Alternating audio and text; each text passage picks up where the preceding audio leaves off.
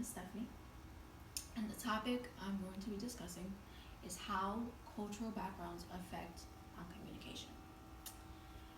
The purpose of this presentation is to inform you on how coming from a different cultural background can affect how we communicate with someone who does not come from the same cultural background as us. Talking is everyone's favorite pastime, but have we ever really considered what or how our cultural backgrounds affect how we communicate with somebody else? Cultural diversity is a beautiful thing. However, differences in cultural backgrounds, such as beliefs, faiths, and overall view on life, influence the way we communicate with someone who simply just doesn't come from the same cultural background as us. Coming from a Hispanic background myself, I know how a reaction to certain events may be different from someone who is not Hispanic. Some cultures prefer to complete a task with accuracy, meaning they pay attention to detail, they worry about the specific steps they have to follow, the nicks and crannies, and dotting the I's and crossing the T's, rather than worrying about the deadline they have to meet. So if they were giving the task on Monday and it's due by Friday, they rather focus, let me get the job right, and if I meet the deadline, well then I meet the deadline, and if I don't, then I'm not gonna worry about it. Us Hispanics, we pride ourselves on doing a job with accuracy rather than worrying about the time frame we should complete it. For example, I was raised to always take my time when completing an assignment, never rush, and always review your work. However, when working with somebody else or working in a group with others who worry about the deadline, then I also have to be considerate of, okay, we have deadline to meet. Let's get the job done, let's do it right, but let's make sure we meet the deadline. Although it is great to take time to make sure everything's completed, your I's are dotted, your T's are crossed, we must be considerate of what impression submitting a needed assignment gives your boss or an instructor.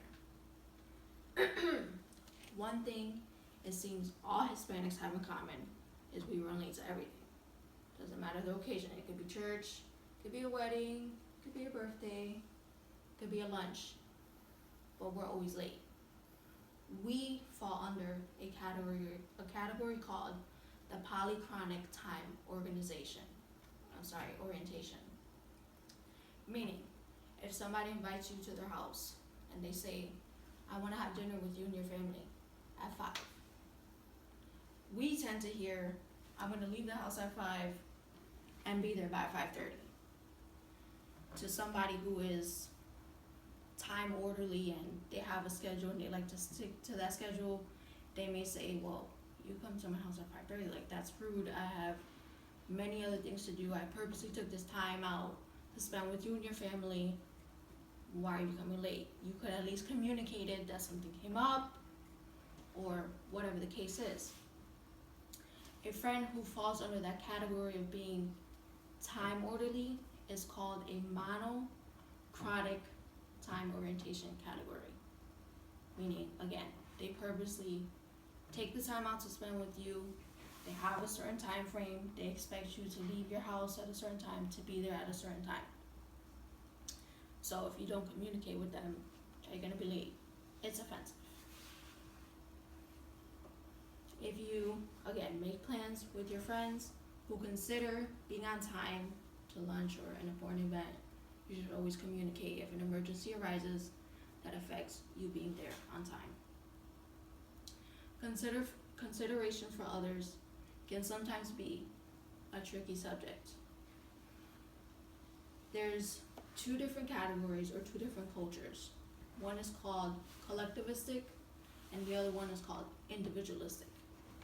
For example, someone who comes from a collectivistic culture is someone who comes from the Japanese or Chinese background. They focus on we're gonna grow together as a group, progress as a group. If we all make it to the top, then we're good. That's what's important to us. Somebody who's individualistic typically comes from America or I believe it was Britain or something. We focus more on my time, my goals, my views, my future. It's all about us. We're considered individualistic.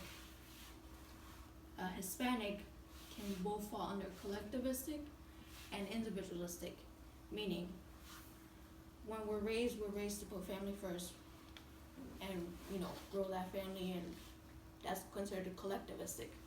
Individualistic actually grow older, and even sometimes Hispanics that come and move to America, they become individualistic because they start to become accustomed to the culture, and it's all about them, and my goals now. I'm in a better place.